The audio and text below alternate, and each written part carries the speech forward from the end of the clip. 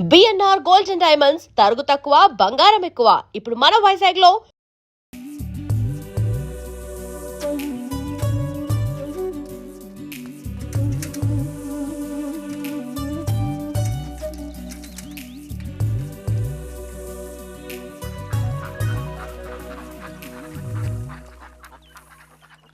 పిలిచిన చోటుకొస్తుంది.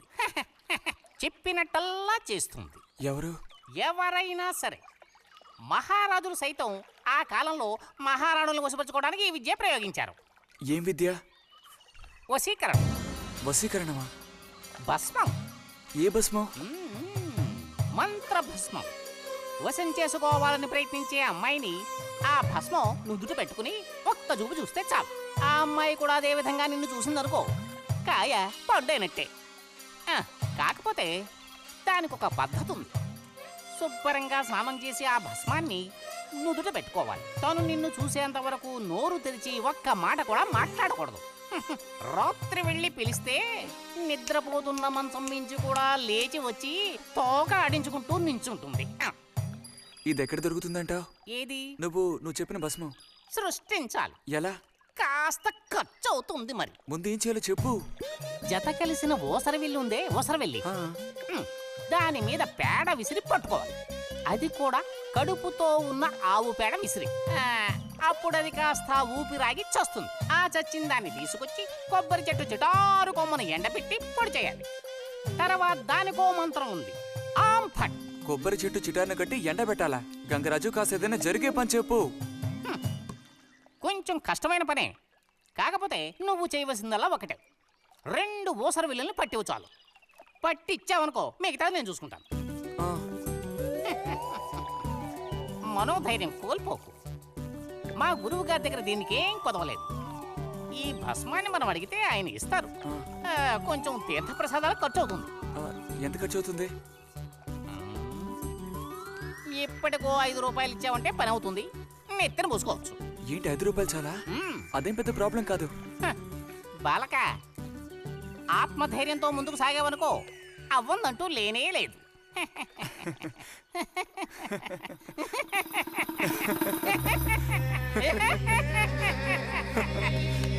ఓం ఫట్ స్వాహా.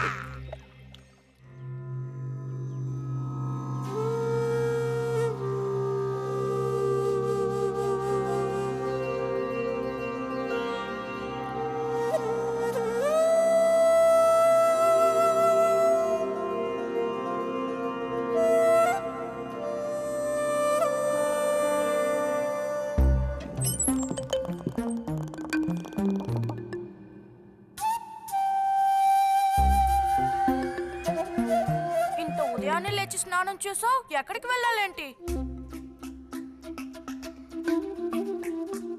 ఏంటి స్పెషల్ గా విభూతి పెట్టా? ఏంటి విశేషం? నువ్వు పోరా.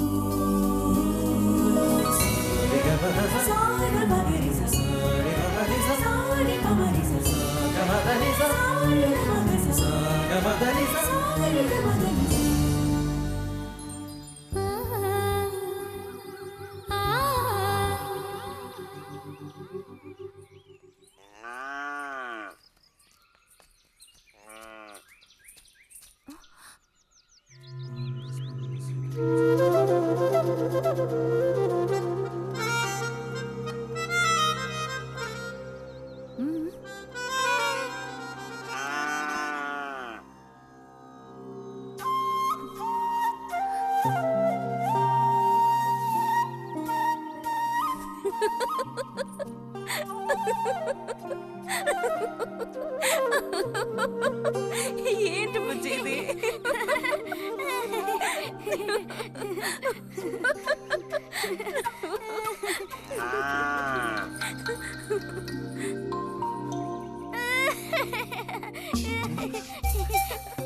ఆగు, ఆగమంటుంటే ఆగు. రే నిన్నెవరు ఇక్కడికి రమ్మంది? నిన్ను నీకు ఇప్పుడే అమ్మాయి కావాల్సి వచ్చిందా? చెప్పు.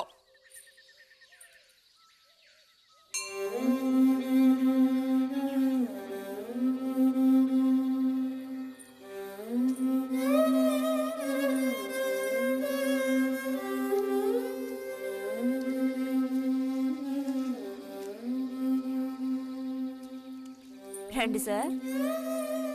ఈరోజు లైబ్రరీకి వెళ్ళలేదా? లేదు.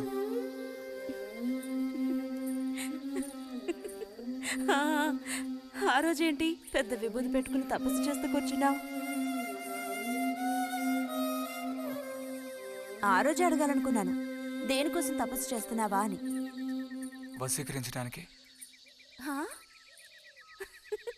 ఎవరిని ఎవరిని వశీకరణ చేసుకోవడానికి? నిన్నిరతే.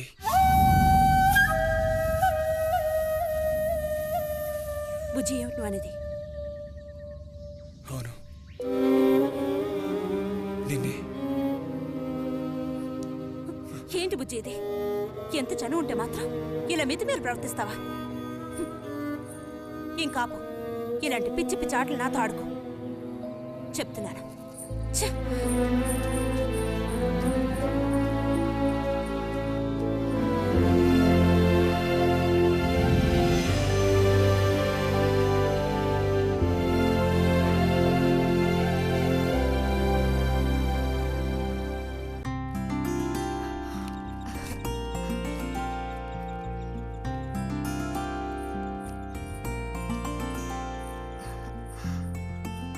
ఎప్పుడు వస్తున్నారంట? వచ్చే వారం వస్తున్నారట. ఉత్తరం చదువుతుంటే అమ్మాయి మొహంలో సంతోషం చూసినప్పుడే నాకు అర్థమైపోయింది. సరే గాని కృష్ణారావు ఎప్పుడు వస్తున్నట్టు రాశాడేమిటి? తారీఖేం రాయలేదు. ఆహా. ఇక్కడ వదినకి స్కూల్లో లీవ్లు ఇచ్చిన తర్వాత అక్కడ అన్ని ఊళ్ళో ఒక్కడు ఉండగలడా ఏంటి? ఓ మిలిటరీ వాన్ చేసుకుంటే ఆ బాధ ఏమిటో అప్పుడు నీకు తెలుస్తుంది. ఇగో నన్ను అడిగితే మాత్రం మిలిటరీ వాళ్ళు పెళ్లి చేసుకోకూడదు. పాపం వాడు కాపరం చేసేది 2 నెలలే, మిగతా 10 నెలలు ఆ తీపి జ్ఞాపకాలతో గడపాల్సిందే. అందుకే పాప ఆయన పెళ్లి చేసుకోకుండానే ఉండిపోయినట్టున్నారు. మా బాగా చెప్పావు. నీకో సంగతి తెలుసా? పూర్వం నేను బర్మాలో ఉండేటప్పుడు నా వయసు ఎంత ఉంటుందనుకున్నావు? 26, 27 లోపలే ఉంటాయి. అప్పుడు సాయంకాలాలు ఓ చక్కటి ప్యాంటు టీషర్టు వేసుకుని ఈవినింగ్ వాక్కి వెళ్ళేవాడిని. అప్పుడు చూడండి నాకు గ్లామరు. నీలా ఉండేవాడిని కాదు, బక్క వెధవాని. ఎంతమంది పెళ్లి చేసుకుంటామని వెంటబడేవారో తెలుసా? ఎక్కడా? బర్మాలో. పాప అక్కడ రాజకుమారి కూడా వచ్చి లైన్ లో నుంచినట్టు. ఏంటి? ఇక చాలు నీ గోళ ఆపమావయ్యా, అబద్ధాల పుట్ట. ఎవరో నీ కోసం వెతుకుంటూ వచ్చారు, వెళ్ళి చూడు. ముక్క ముందు చెప్పాలి కదా. నువ్వు చెప్పకపోతే నాకు ఎలా తెలుస్తుంది? పబ్లిషర్తో వచ్చారో ఏమిటో, పోయిన వారమే రాసి పంపేస్తానన్నాను. ఆలస్యం అయిపోయింది కర్మ. ఈసారికి నిన్ను క్షమించి వదిలేస్తున్నా.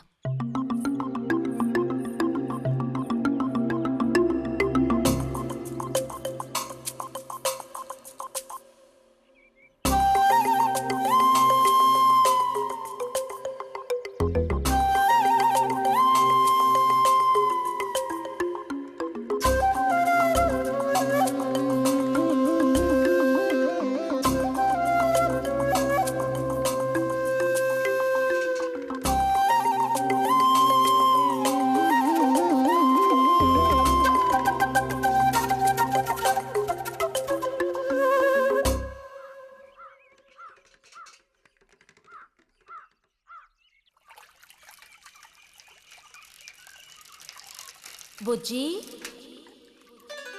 ఇదిగో ఇక్కడ బుజ్జి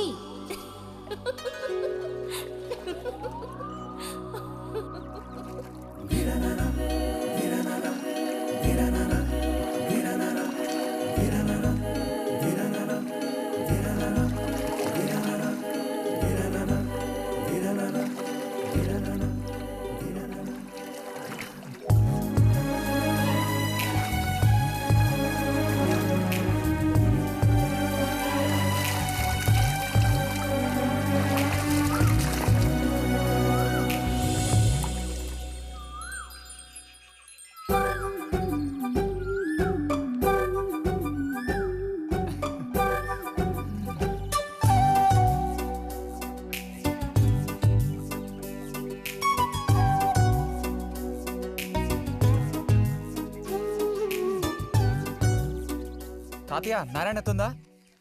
ఎవరు బుజ్జా లోపలుండి వెళ్ళు. నారాయణత